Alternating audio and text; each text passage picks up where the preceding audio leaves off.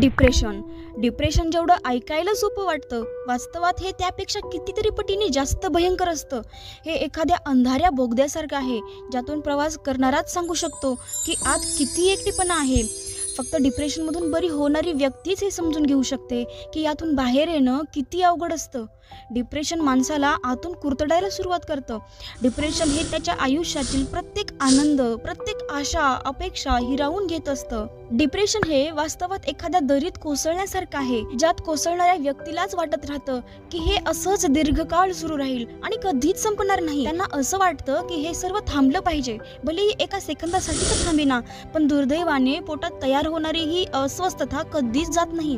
दुःख याचीही वाटते की या काळात जवळचे लोकही त्यांचा त्रास, त्यांचा संघर्ष कधीच समजून घेऊ शकत नाही. त्यांना हे माहीत नसतं की पीडित व्यक्ती कोणत्या वादळातून बाहेर येण्यासाठी धडपड करत आहे.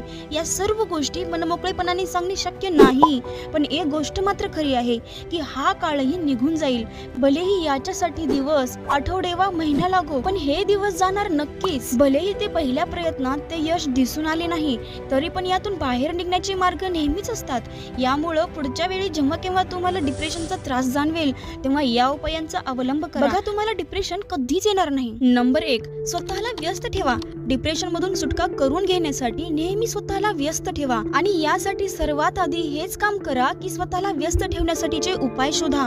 जे डिप्रेशन मध्ये असतात ना, त्यांचा हाच प्रॉब्लेम असतो की ते नेहमी निराशवादी आणि हताश होऊन जातात. यामुळे महत्वाचं हेच आहे की अशी सिच्युएशन स्वतःवर वरचढ होऊ देऊ नये. दिवसभरात भरपूर काम करा, एवढे करा जे तुम्हाला दिवसभर व्यस्त ठेवू शकेल. स्वतःला कामाच्या ओझ्याने थकवून टाका, जेणेकरून जेव्हा तुम्ही थकून भागून बेडवर जाल ना, तेव्हा अंग टाकताच झोप यावी. असं जरी झालं तरी सुद्धा डिप्रेशन मध्ये असणाऱ्यांची सर्वात मोठी समस्या कोणती असेल तर ती म्हणजे झोप न येण्याचीच असते. शरीराला थकवली जाऊ शकते, पण मेंदूचं काय? मेंदू तर मानायला तयारच होत नाही. मेंदूला झोपण्याची इच्छाच नसते. आपला मेंदू सारखं त्या प्रॉब्लेम्सला आपल्याकडे अट्रॅक्ट करतो, आपलं लक्ष खेचून घेतो, जे आपल्याला सर्वात जास्त वेदनादायी असतं. त्यामुळे एक्सरसाइज करा आणि स्वतःला कामामध्ये गुंतवून ठेवा. नंबर 2, आपली ताकद ओळखा. डिप्रेशनने त्रस्त असलेल्या व्यक्तीला नेहमी आपली ताकद आणि आपला चांगुलपणा याचा विसर पडत जातो.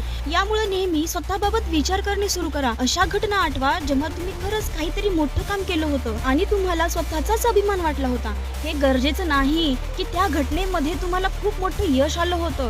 छोट्या गोष्टीही अशा वेळी खूप महत्त्वाच्या सिद्ध होऊ शकतात. जसं की जेव्हा तुम्ही पहिल्या वेळी सायकलवर पॅडल मारलं होतं, किंवा मग तुम्ही शाळेतील एखादी परीक्षा जी चांगल्या पद्धतीने उत्तीर्ण केली होती, किंवा मग लहानपणाची एखादी मोठी खोडी जी आठवून तुम्ही आजही पोट धरून हसायला लागतात. नंबर 3, एका पॉझिटिव्ह मित्राचा शोध घ्या. डिप्रेशनने त्रस्त असल्यावर हे खूप जास्त गरजेचं आहे की तुमच्या आसपास नेहमी एक पॉझिटिव्ह विचारांचा मित्र असावा.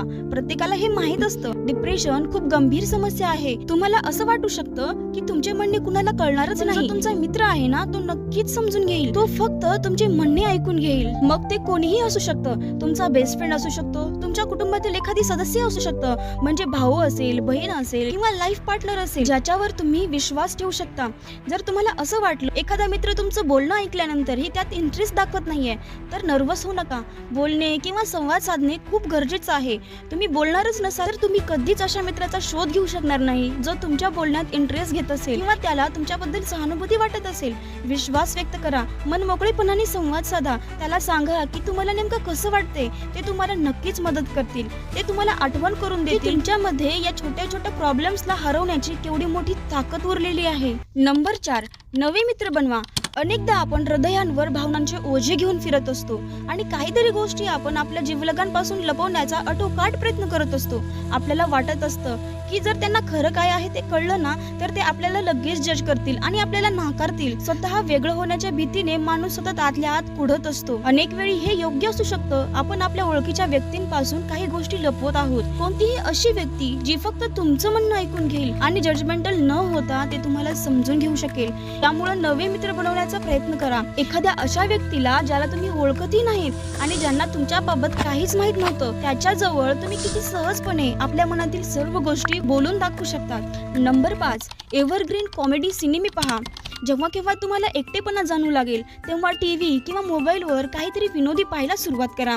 आयुष्य किती बेरंग आहे यामुळे काहीही फरक पडत नाही, पण काही गोष्टी नेहमीच फनी राहत असतात. तुम्हाला वाटल्यास बॉलिवूडच्या एव्हरग्रीन कॉमेडी फिल्म्स उदाहरणार्थ पडोसन, अंदाज अपना अपना किंवा गोलमालही पाहू शकतात. आपल्या आयुष्यात काही चढ उतार आहेत हे एका क्षणासाठी विसरण्याचा पुरेपूर प्रयत्न करा. फक्त रिलॅक्स राहा आणि आनंद घेण्याचा प्रयत्न करा. मला माहित आहे हे म्हणायला खूप सोपं आहे, पण करणे प्रत्यक्षात खूप कठीण आहे, पण तरीही प्रयत्न करायला काय हरकत आहे. नंबर 6, स्वतःला पार्टी द्या. तुम्हाला जेवणात काय आवडतं? जेव्हा हे डिप्रेशनला स्वतःपासून दूर करायचं असेल तर नेहमीच आपल्या आवडीचे जेवण मागवा आणि पोटभर खा. साधारणपणे डिप्रेशनने त्रस्त असलेल्या व्यक्तींची तहान, भूक हरवलेली असते. यामुळे अशी कामे करा जे तुम्हाला खूप आवडत असतील. डिप्रेशनला सडेतोड उत्तर देण्याची ही पद्धत एकदम बेस्ट आहे. बघा, डिप्रेशन मधून बाहेर येणं एखाद्या संघर्षापेक्षा कमी नाही. ही बाब एकदम सत्य आहे. हे शक्य आहे. तुम्ही आपल्या आयुष्यातील सर्वात कठीण काळातून जात असाल. विश्वास ठेवा, हे आयुष्य नाही. तुम्ही या अडचणीतून बाहेर याल. अशा प्रत्येक गोष्टीला पराभूत कराल जी तुमच्या मार्गात अडथळे आणत होती. मी हे बिलकुल म्हणत नाही की हे खूप सोपं आहे. मी फक्त एवढंच सांगते की तुमच्यामध्ये खूप हिंमत आणि ताकद उरली आहे. जेवढं तुम्ही स्वतःत असल्याची कल्पना करतात त्यापेक्षा खूप जास्त. मित्रांनो, जर तुम्हाला व्हिडिओ आवडला असेल तर व्हिडिओला लाईक, शेअर आणि चॅनलला सबस्क्राईब करा. छान रहा, खुश रहा आणि सगळ्यात महत्त्वाचं हसत रहा. धन्यवाद.